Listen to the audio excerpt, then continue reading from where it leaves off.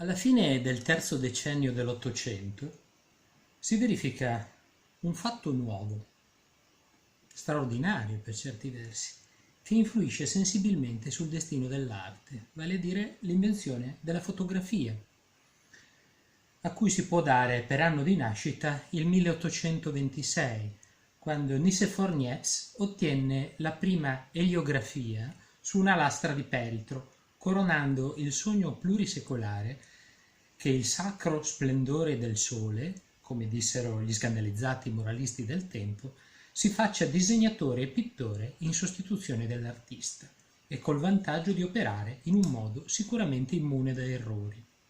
Si sa che i primi fotografi furono anche pittori.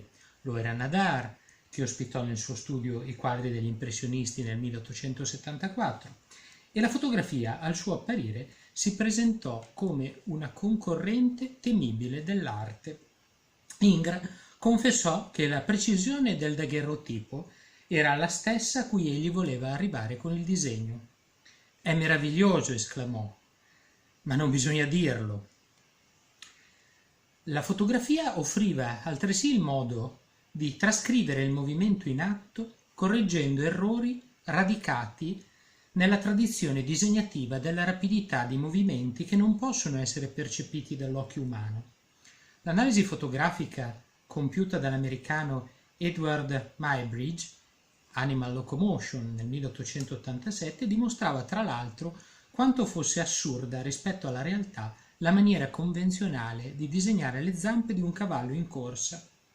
Siamo un po' ai precursori di quello che fecero poi i futuristi con il loro cinematismo, ad esempio La bambina che corre sul balcone di Giacomo Balla del 1912 è il primo esempio che viene in mente. Cominciarono con l'aspirazione a fotografare anche i colori naturali ad intensificarsi gli studi sul colore stesso. Ad esempio un volume che ebbe larga diffusione in Italia, in Germania, in Francia,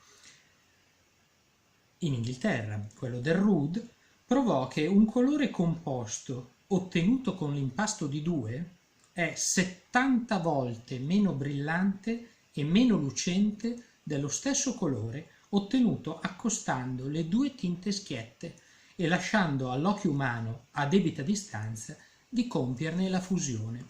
Da un certo punto di vista possiamo dire che quindi qui, con la nascita della fotografia e con quello che ne consegue immediatamente, abbiamo l'inizio della sensibilità, degli studi, degli approfondimenti che portano poi all'impressionismo in Francia, a Macchiaioli in Italia ovviamente, al pointillismo e ai divisionisti.